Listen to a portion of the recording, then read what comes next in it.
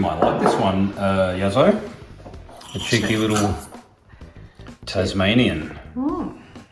There's nothing wrong with Australian whiskey, people. It's very delicious. Who said there was anything wrong with it? It's toasty. It's like desserts. Isn't it delicious? I love that one. Speaking of dessert, episode 62, and we finally we're doing a dessert on this channel. It's a little bit off-brand. I don't know whether that's such a hot idea, but I mentioned before that we grow passion fruit. Watchers of the channel will know that we're fairly new in this house. Last couple of years we built a new one, and when we moved in, our lovely landscaper Adrian suggested that we plant passion fruit. And was that you that suggested it? And he went along with it. I can't remember. No, but you didn't even drop his business. Like, what's the point of I'm just getting saying there. Oh, right, okay. I'm getting there. Okay, cool. I will drop a link to the business on the in the description and on the screen. Thank you very much, Adrian. The suggestion has been a massive success because we planted 4 plants on the side of the fence, and it grows like an absolute weed to the point where we can't keep up. The wildlife have a field day, to be honest, but what we discovered was it is amazing in Panna Cotta.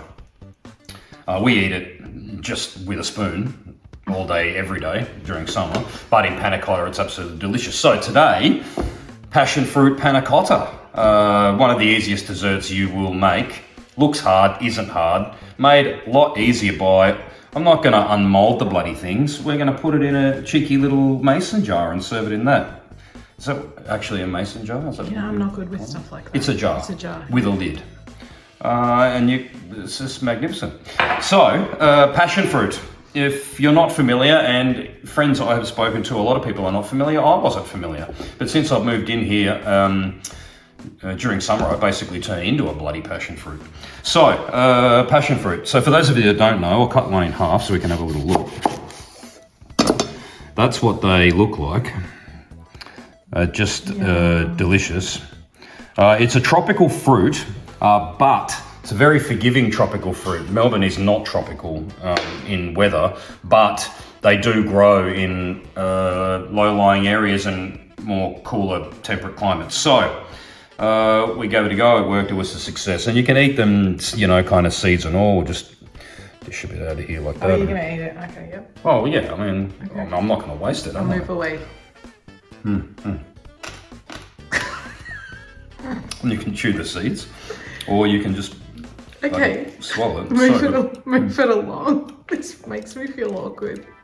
Why? I don't know. I edit the bits out that I'm rambling too much. The texture, I don't know, just the slurping of the seminal fluid. Yasmin! All right, put that aside. So what we need to start with is the gelatin in order to set the panna cotta. And I have a packet of gelatin leaves here and a bowl of cold water. And I need to, just get this knife out of the way, I don't need that anymore. And we need to soak the gelatin in the water to soften it. So I need 4 leaves for this recipe. 1, and we just float them in the water and they will kind of disappear. You have to dig around and find them. Is that 1 or 2 leaves I've got there? No, it is 2. 2, float that down, 3. They stick together a little bit, Yazzo. There we go. 4 gelatin leaves. These are platinum strength gelatin leaves. You can use powder. I'll put a conversion on the screen. I don't usually use powder, but I can convert that for you. So if all you can get is powder, I'll put a conversion. Not on the screen, in the description. You're such a nice guy, aren't you? Well, I give it a go. I haven't eaten breakfast, I'm starving. That's interesting. Great, guys. All right. So let's get on to the next bit. While that's soaking and softening up, we'll start with the cream. So we need 800 mils of cream. This serves 6. And I've done that deliberately and selfishly because I indeed need 6, pretty much. All right, get this guy fired up. Let's have coffee with cream in it later. All right, so 600 mil in this one, 200 in this one, 800 total. So we just need to pour in the cream.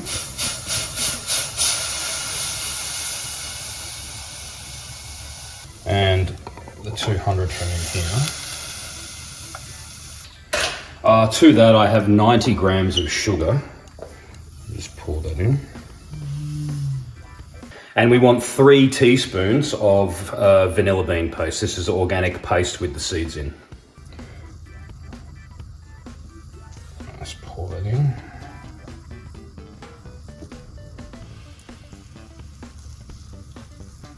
And all we need to do is bring this to a simmer. We don't want to boil it, just simmer it and dissolve the sugar, and then we're going to put the gelatin in. And just stir that through.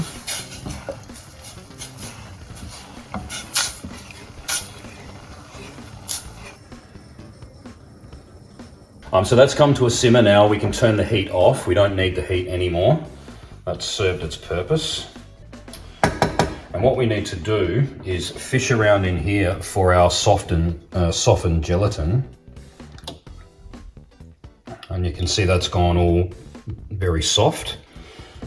Just feeling around to make sure I've got it all, and I have. So what we want to do is just wring this out to make sure there's no excess water in it. And we just drop this into our cream. And we need to stir this around until that's fully dissolved.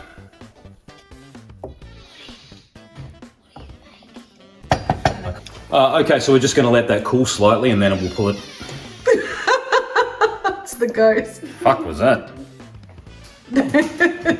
We're just going to let that cool slightly, and then we'll pour it into the jars and get on with the next bit. All right. So that's cooled. It's not steaming anymore, as you can see. This is very nice. My gosh. So, this is going to be approximately 135 ml per jar. So I'm going to pour this out.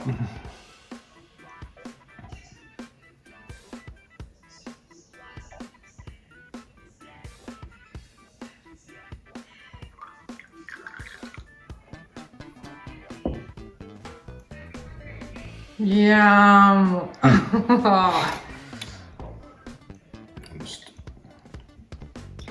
There we go. That's 135 in that one. Now you can pretty much eyeball it from here, but I may as well just weigh it, I suppose. Had a bit of a panic attack there because it wasn't approximately 135 ml, it was exactly 135 ml per jar. I'm trying to do all the math in my head because I don't normally measure, I just like eyeball it. And I'm like, oh, 800 ml plus a bit of sugar, and yeah, about that. And as it turns out, more brilliant than I expected. So that needs to be set now. We'll put that in the fridge with the lids on, and we'll get on with the passion fruit. So I have gone ahead and strained the seeds from about, I don't know, 25 passion fruit or something. It'll depend on the size that you have, obviously, to how many you need to use. That's irrelevant. For this recipe, you need 300 ml of juice, and we're going to reduce that down to at least 200 ml, probably 180 ml, to thicken it for the sauce, and then we'll pour it over the set panna cotta. So I'm going to put this on the heat.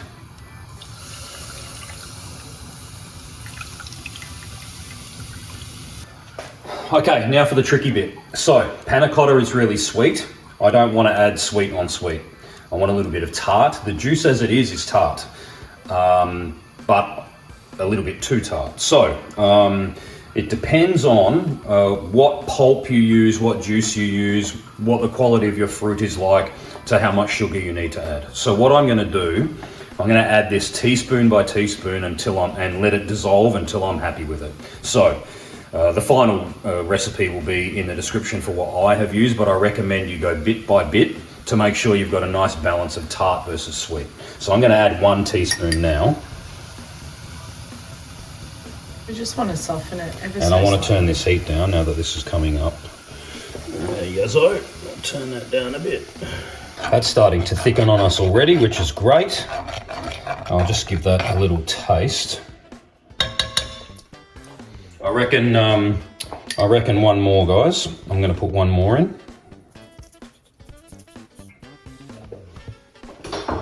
Turn that heat all the way down. Look how this is starting to thicken already. It's beautiful. And I'm loving the taste of that. So I just want to reduce that a little bit more. I want a pourable syrup to pour over the panna cotta. That's the consistency that I'm looking for.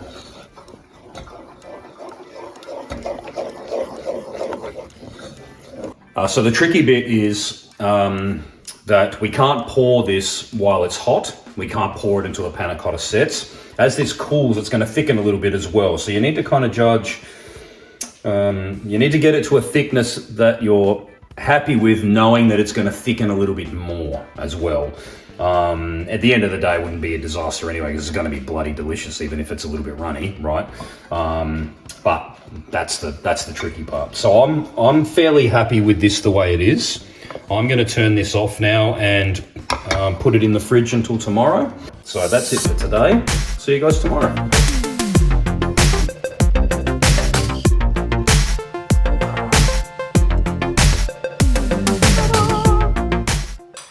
So, next day. This is set, beautiful. You can see how, these will keep in the fridge for, I don't know how long, as a week? Mm-hmm. Probably like that, probably even more, to be honest. No, you like to drag it out a little bit more than I do.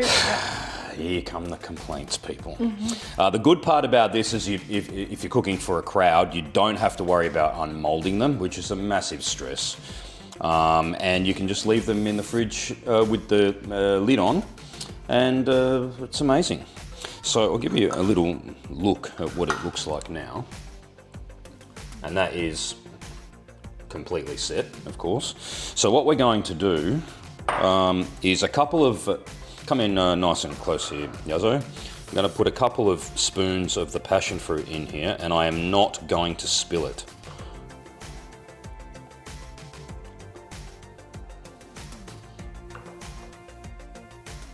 Dunk. Come on, stop dripping. There we go.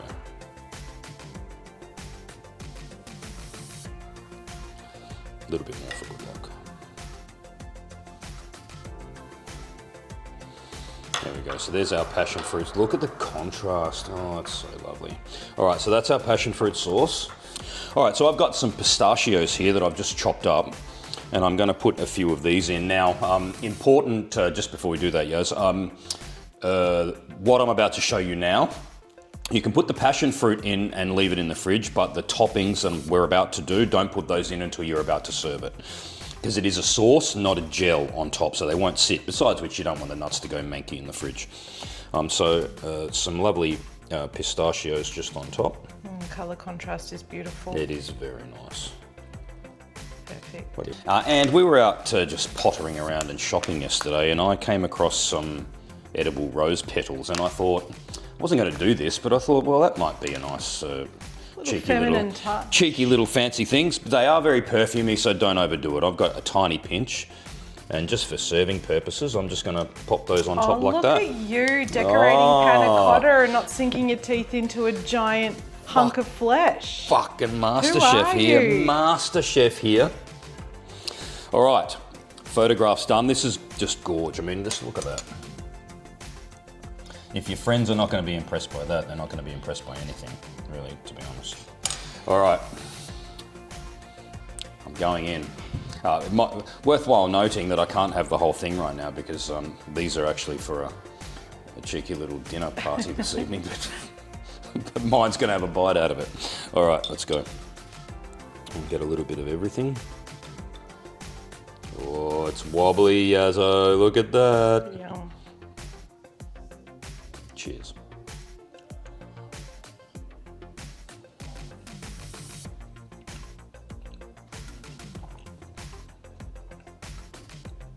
It's a bit of a delayed reaction. Had to wait for all of the flavors to wash over me. Oh, the contrast of the tang and the sweet. Oh my gosh, it's very, very lovely. Hold on one moment, people. I'm going to go and give Yasmin a little taste. Put the camera just there, Yazoo. Yeah, that's the shit. I'm going to... That is so luxurious. I'm going to save this for later. This is very... It's pretty decadent, isn't it? This is luxurious. And the texture from the pistachio and the balance of the tang of the passion fruit and the sweetness of the panna cotta, I think pairs perfectly. Please give this a go and let us know what you think. The more you comment, even if it's just to give me shit and praise Yaz for giving me shit, the better. Like it, comment, help us out with the algorithm, please. That would be very lovely. It's free and it's all we ask. And we'll see you on the next one. Cheers.